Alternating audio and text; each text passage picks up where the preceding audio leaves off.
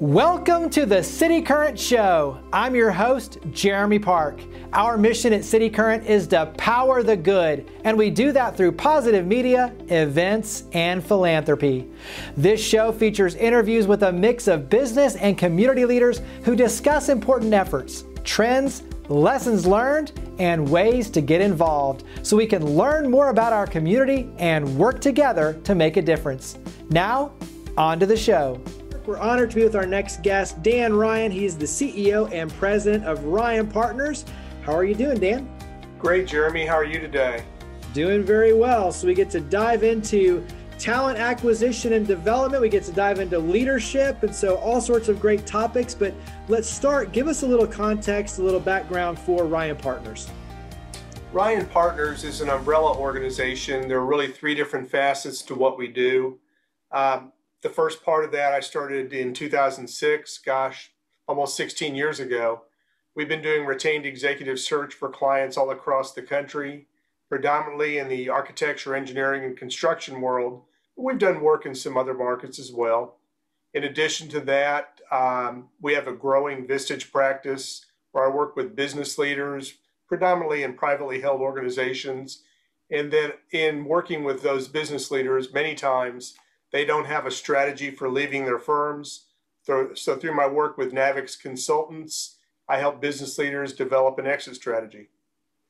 When you look at, obviously, the breadth and the scope, as you mentioned just right there, you've got some that's a little bit more laser focused. You have others where you're working with different industries. And so talk about some of the different industries and the commonalities in terms of pulling those different divisions together for what you do.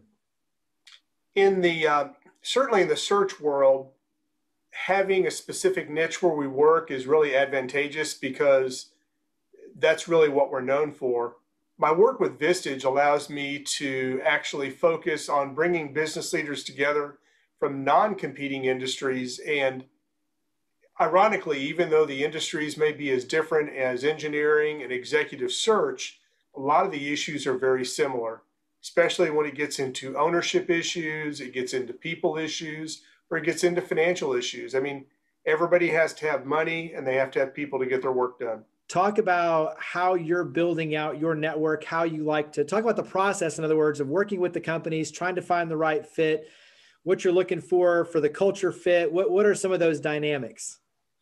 That's an interesting piece. And even though I've done a lot of work in executive search, I've also done leadership development all along the way and taught at the collegiate level. And having that broader base of expertise allows me to kind of help clients figure out what it is they're really looking for, what their culture is, which really, if you look at the way culture is really defined, it's like how things get done in an organization.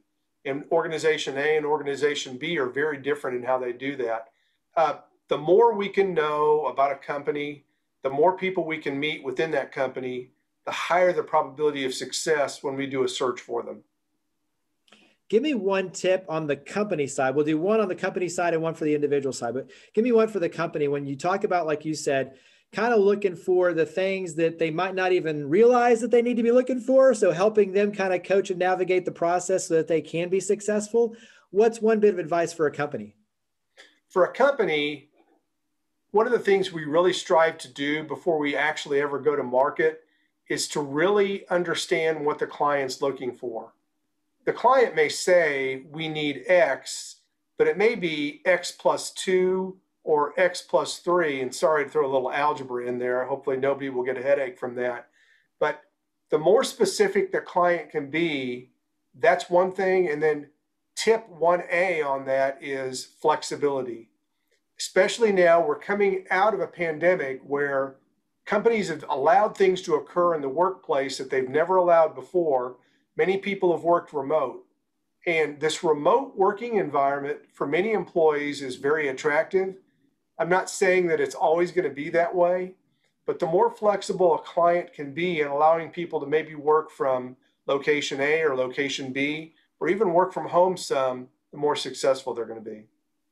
Give me one tip now for an individual who says, okay, I'm looking for a new opportunity, or I want to take the next step in my career. What's a good tip for them? Obviously working with someone like you, but what other tip would you give them? Well, working with me can be helpful. And we've worked with a lot of people and helped a lot of people over the years, and we don't always get paid for our work. That's not the important thing. I think as a candidate, I would encourage candidates to play the long game. Some candidates are thinking about what is it I want to do next. I would encourage candidates to think about what is it you want to do in 10 to 15 years. And if you know where you really want to go, that will help define whether or not this next step is the right step or the wrong step, because many times candidates will make an impulsive decision. They may get a little bit more money, they may get to stay somewhere, or they may get to go somewhere that they really want to be. And if they really don't know what their ultimate goal is, that short-term yes may actually make for difficulty in the long term. Yeah, that's good advice. Let's switch over and talk more about Vistage. For those who aren't familiar with Vistage, you gave a little bit of a teaser, but dive in more on just defining Vistage. Certainly. In Vistage, I work with business owners from non-competing industries, and I bring them together in an environment where they can actually share issues they're dealing with and know that they're surrounded by peers who really have nothing else to do other than be honest and truthful with them. I mean, in the workplace, we're all surrounded by people who want to make us feel good, who want to tell us what we want to hear. If you're leading an organization, you need pure, unadulterated feedback. Vistage has been doing this kind of work. We do it in 20 countries. We work with over 24,000 leaders and CEOs all across the globe. It's a proven practice. It works. We've even done some work virtually over the last year, but now bringing people back together where they can actually learn, grow, develop, and also figure out how to make their company the most successful it can be. That's what we're all about at Vistage. Talk about the power of accountability and holding each other accountable. I think that's an interesting dynamic too. As you mentioned, the feedback, the real feedback, but especially from those who are proven leaders who've got a track record of expertise and experience that they can share with them. But there's also a level of accountability that goes with that. So talk about that. Accountability is important. And I think as I'm getting ready to turn 62 this week, people see what you do. They sometimes pay attention to what you say. And I think when we bring the group together, and my first group is about 3 years old, my second group is relatively new, having people who have walked together, they've had life challenges that they've shared with one another, they've had work challenges, seeing how people respond when times get tough, that's how you really figure out who are the people you can depend upon, and who are the people who say they're going to be there, but really don't end up being the ones you want. Talk about the structure of Vistage, because you kind of alluded to non-competing industries, the power of obviously the brain trust and the sharing of experience and holding each other accountable. But talk about structure in terms of meeting times and how it typically works. So there are several different types of Vistage groups, but the one that is the most common is what we call the CE group. That's typically consisting of CEOs, presidents, or owners of a business. That group will meet together for a full day, 1 day per month. And then in between those meetings, I'll have a one-to-one meeting with each one of them. So we actually will sound out some issues in a one-to-one setting. Sometimes we can actually handle those just talking together. Sometimes I may say, I think you ought to bring this up to the group. So sometimes the issues actually percolate up when the group meets. Sometimes they actually come out of a one-to-one when we're meeting in between meetings. Switch over and talk about exiting businesses. This is an interesting area when you talk about being able to build wealth, build value in a business, and understand when is the right time to transition out. Talk a little about that work. Let me start in reverse. 3 years ago, I was introduced to a 78-year-old gentleman by his son. This gentleman owned a subcontracting firm in the construction world. There was no heir apparent in the firm. There was nobody else there to run the firm. The gentleman's wife was starting to kind of decline in health. He really had nowhere to turn. He had done no exit planning whatsoever. That really kind of got to me, and I thought to myself, business owners need to spend more time understanding, one, when they're going to leave, and two, what their exit's going to look like. One of the phrases I use when I speak to groups about exit planning is, you're going to spend more time this year planning your trip to the beach than you will thinking about your exit plan. And for many business owners, that's the case. But there are a lot of things that we look for. And when I meet with a business owner, there are 20 to 30 questions that I'm going to ask. But the ones that really tell me what's going on, one is, when do you want to exit? And if somebody says 3 to 5 years, that 3 to 5 years is a shifting period of time. I'm going to hold them accountable to a certain date or a certain age. The other thing is there anybody else in the firm that you can turn things over to? Or, what's the longest you've ever been away from the firm? What's the longest trip you've taken? If you can't afford to be gone for more than a week, your business has some issues that need to be addressed before you ever think about transitioning. Yeah. When you look at kind of stepping in that roadmap, when is the right time? How far in advance? In other words, what's kind of that sweet spot of people saying, hey, I need to start talking about this now. I need to start thinking about this. Obviously the best time is probably now, but when you're talking about urgency and timing, how far out do we need to be having these sort of conversations to really get that ball rolling? I don't think there's really any time that's too early, but I would say that if you give yourself a 10-year threshold, that's ideal. 5 years will work, but if it's less than 5 years, unless you just have a bona fide business that everybody wants to buy. And the other thing is, there are many ways to transition a business. Some owners are very interested in transitioning it to family members if those family members are in the business. Sometimes they want to sell it to other internal members of the business. And in wanting to do that, they may actually make some concessions on what they take in order to make sure that the culture of the business is kept. Other owners are saying, I'm going to sell it to somebody outside. I want to get the highest multiple available. And then the fourth way, which a lot of people don't think about, is I'm just going to shut the doors. And there are actually things that you should be doing if you know you're going to just basically close the doors at some future date. Yeah, good stuff. This is one of those we could go on and on and on, but let's go ahead and wrap up and talk about contact information. So where do we go to reach out to you and your team to learn more? Website, phone number, where do we go? So to come to Ryan Partners, you'll go to ryanpartners.net. If you go to that website, you can learn about everything we do, the executive search work, the work we do with Vistage with business leaders, and also about our exit planning work. That makes it easy. ryanpartners.net, RYAN partners.net. So Dan, Ryan, thank you for all you do. Greatly appreciate it. Thank you for coming on the show. Jeremy, thank you. It's a pleasure. We're here to serve, and if we can help make a business better in the way that it executes, help that business be better in the way it serves its clients, or help an owner have a happy exit, then I feel like we've done our job.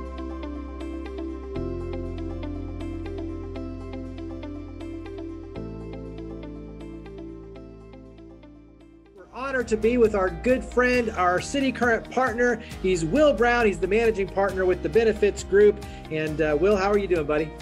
Man, I woke up this morning. Thanks for asking. So I'm doing wonderful. My wife still laughs at my jokes, and my kids still run to the door when they see me. So that's a good thing. That is a good thing indeed. Well, you are a cityCURRENT partner. We appreciate your support and all you do to help us power the good. Let's go ahead and dive in. For listeners who aren't familiar with the Benefits Group, give us a little bit of context in terms of what you do and how you do it in terms of the magic. Sure. The magic is that we help small to mid-sized businesses offer Fortune 500 benefits. We're good at what we do. We're small business owners as well, so we get it. And we treat each case differently. It's kind of like a puzzle piece to be solved, so we don't have a one-size-fits-all. And I think that's useful to business owners in all different aspects of their growth. A big part of it, obviously, is the touch point, being able to be the consultant, the advisor, guide them on best practices, and make sure that it's a customized approach. You also have the technology on the back end, which makes it extremely efficient. And we'll talk about why that's important, especially in an era where working from home is the new norm. Talk about technology on your end and some of the secret sauce. In today's environment, and even before this, we understand the world that business owners live in. So we try to streamline that process. For example, we don't necessarily have to show up at your spot to do business, right? Business owners want what? They want to know what you're going to do, how you're going to do it, how can I get to the outcome that I need, and I got to get back to doing what I do.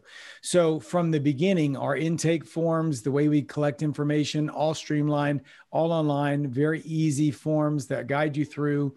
That's seamless. Then we just kind of tell you, look, we need a census and we'll do the rest. After we get our quotes back, we'll jump on a Zoom, show you what you need to do. You pick the plans. And again, we do the rest. We even create templated emails for you to put out to your team. It's a little step, but it keeps you from having to do that. And then finally, we use a world-class HRIS system called Employee Navigator. We pay for it so that our clients can use it. And that helps them with onboarding, managing their employees, even pulling real-time payroll and benefit reports. So I say all that to say technology helps us to get into your cycle, not be really uninvasive, allow you to offer this world-class benefits, but we do all the heavy lifting. So, and I think, as you mentioned, business owners, HR professionals, everyone, they're busy, they're occupied running their business. They just want it to work and they want it to be seamless. They want it integrated and they want to know that you've got their back in terms of being able to handle any challenge. And so I think making it easy, making it customized, but also too being there and being that advocate is a huge advantage. We love doing it. And we know where they're at. That's why I say the benefit, we know our customer, we know the lane we fit in, and we know who we're dealing with. We work in that same environment where no day's ever the same. They're dealing with, payroll not going through, they're dealing with issues unforeseen in the economy, drivers not showing up, whatever it may be. So what we want to do is take all that load off of them as much as we can. Yeah.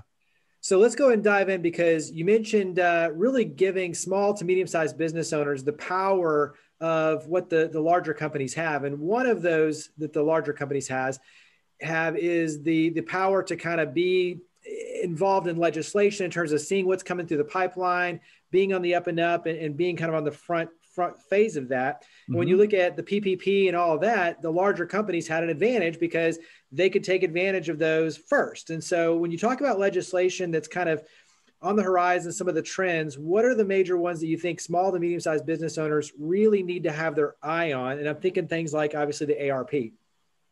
Yeah, the American Rescue Plan has a piece. So to answer your question, let me pause here and say that every small business owner, word to the wise, you need an HR professional or a local PEO. We know some that we work with closely that are watching you on these things. I have too many business owners that just decide to wing it. Okay. So here's a good example. The ARP is something that took COBRA legislation and said, hey, if you had an employee that was involuntarily either let go or a reduction in hours between April 1st and September 30th, guess what? They don't have to pay anything for their COBRA. Now, there's a couple other highlights. They can't have it offered to them anywhere else and so forth. But my point is, if you as a small business owner didn't know that, and you send somebody on their way and somebody gets, you sell a location or whatever, you're not aware of that. So even being able to use benefit calculations in your PPP calculations on the second round to get money, those are the things that we're aware of, or we have strategic partners. But I would say to you business owners listening, don't wing it. There's too much that you have to be aware of in your widgets that you deal with. Don't be a Rambo when it comes to HR and employee related issues. What sort of suggestions, what sort of recommendations do you have for the small business owners and the entrepreneurs to kind of paint the picture of what they really can offer? Great question. Thank you, Jeremy. Here's the thing. I gave you one thing that I want you small business owners, listen up, take note of. That was what? The HR and somebody who knows the employee relations. Second thing is you can offer benefits as small as 2 people, 2 employees. Guess what? Under 50 employees, Jeremy, is what's called community rated. So here's what I mean. You're not going to pay more for being a smaller group. The rates are standardized, set by actuaries. So what I want you to take away is Yes, I can. I can offer it. I can offer the same group health benefits as a larger organization. And secondly, there's a lot of tax benefits that come in with that. And also, I'm going to legitimize my company, right? If I'm going to work for your company, Jeremy, and you're a 10-person marketing company, and I've got you against another smaller company, they offer coffee and donuts on Friday. That's the extent of their benefit plan. And they give me $2 towards the vending machine, and you offer a full suite of benefits. Well, then who am I coming with? Obviously, right? So that's where we can help out. What are some of the different offerings? And I'm thinking in terms of if I'm rating them for a small business and looking at things like, obviously vision, dental, accident insurance, like all these different things, where do you kind of start pulling out and saying, okay, here's the basic building blocks, and then here are the other components that you either want to think about or automatically be, rolling out. Talk about some of the different kind of add-ons, if you will, that businesses need to be thinking about. Sure. Yeah. Thank you for that. That's something I don't even typically address, but always comes up. So everybody thinks major medical health insurance, and yes, that's a building block. However, there is a whole world out there, wonderful dental, vision, and we're creative. So we have stuff that will wow you in dental, which typically doesn't happen. Telemedicine, there's group products like group life and disability. But here's the answer to your question. Where I like to start, if it's a new group, we'll go with the basics. We'll do the medical, dental, vision, because people like it. Even if they don't get the medical, they may do the dental, and a telemedicine if it's not included in the plan.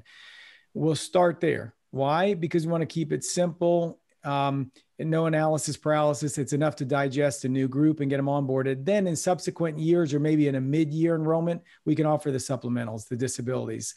But to overwhelm somebody and have 52 choices in an enrollment schedule on a 7-man group is not really, they're like, this is nice, but it's overkill. So we don't do that. That's where we start. But you can, sky's the limit. There's so many creative things like employee loan programs that are no interest that help you with co-pays, deductibles. There's pet insurance. There's all kind of stuff. So what are some of the other major advantages that businesses and business owners need to be aware of? So, I want to first go back to what you said about attracting, retaining talent. That's been used so much that it passes through like attract, retain talent. But that is paramount. Why? Because if a company hasn't computed, which they might not quantify their turnover cost, it's a real thing. And sometimes you can't quite put your finger on it, but know that there's different estimations on what it costs to turn an employee over. So if you have that revolving door because because what we alluded to before, legitimizing your company and making it seem like a company that I want to do business with and stay at. So it helps you attract and retain, yes, but it keeps them there and it gets you the kind of people you want, reduces turnover costs. But here's the other thing. You are the conduit as the employer. Let me tell you something. If you have an employee that you think you're doing a favor to because you're like, here's $200 to go buy something on the market, they have to go typically to the exchange, which is the high risk pool. I won't get into it. It's exorbitantly priced. Plus, here's the other thing. If they have to walk with 200, right, they have to make about 280 or something like that, 250 taxes taken out for them to walk with 200 because it's taxed. If you offer benefits, you're doing them a favor just by offering it because you're the conduit. Employer sponsored plans are typically much less expensive. They're pre-tax. So you, Jeremy, are buying with a heavier dollar. But by the way, employer, for your good deed, guess what you get? You also get to deduct your employer taxes, which is your FICA, your FUTA, SUTA. So here's a quick example. I have a 10-man group. Let's say my 10 employees enroll and they spend an average of $400 a month. Some of them have dependents, some get dental and vision. We'll leave it at that. Okay. So those $400 a month, 10 people, $4,000 a month, that's $48,000 a year. That's not hitting payroll. So I don't have to pay matching FICA, FUTA, SUTA. And one more thing, Jeremy, my workers' comp, which is based on payroll, has now been reduced, right? Because if I reduce my payroll by 48 grand. So there's other benefits. Just remember, you're the conduit, you're doing them a favor, and you get some tax benefits and keep good people. I don't see why you wouldn't offer it, honestly. You mentioned telemedicine. What's maybe one other either supplemental piece or just kind of a trend or something that you think is kind of a hot new item that business owners need to be thinking about, HR managers need to be thinking, just have it on their radar screen? There's two quick things. One is more, I would say more useful now, and that is limited benefit copay plans. The quick synopsis is this. instead of offering that 32-year-old single employee the full buffet when they never even eat off of it and they never use it, but we know they need something, the carriers offer something that's a defined benefit. So how can I keep costs low? If I know that I'm going to give you X amount of visits and X amount of copay per year, you get full coverage, but I've just defined the limits. And that way you have something that you may never use, but I'm charging you for that slice of the pie instead of you buying the whole pie. That's the best metaphor I can use. Secondly, something called direct primary care. It's still evolving, but I'd be on the lookout for it. We'll see if it takes off. It's basically an effort to buy outside of a plan. There's now aggregators that take providers and put them in this direct primary care relationship where it says, okay, Jeremy, for $50 a month, you're going to pay almost like a membership, and you can go to this doctor and you can get all your visits, and it's negotiated. You can get 2 lab works done and 2 blood. So it's an attempt to define, again, the problem is we have this Wild West show out there, and I won't get into the problems. We all know them. But if I can define, okay, this is an amount, it's a predictable revenue stream. This is the doctor I go to. This is what I get. I've placed you back in the consumer role. Right now, you, even as the insured, aren't really the consumer. And again, I won't get into that, but direct primary care in some larger markets we're seeing, and it can go as far as negotiating with hospital systems, surgeries and stuff. So I'm watching that very closely. Yeah, I tell you, you're always a wealth of information, and especially just to be knowledgeable about what's going on, but obviously too, just even where things are headed. So thank you for all you do. Thank you for coming on the show. Greatly appreciate it. And we'll see you again soon. Thank you, man. Bye, Jeremy.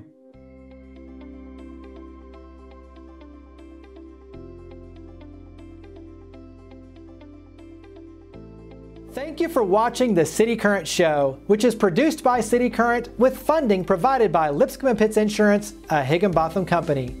To learn more about each of the guests, to share your stories of others, leading by example, or to watch past episodes and more media focused on good news, visit our website at citycurrent.com or follow along on social media using the handle or hashtag citycurrent.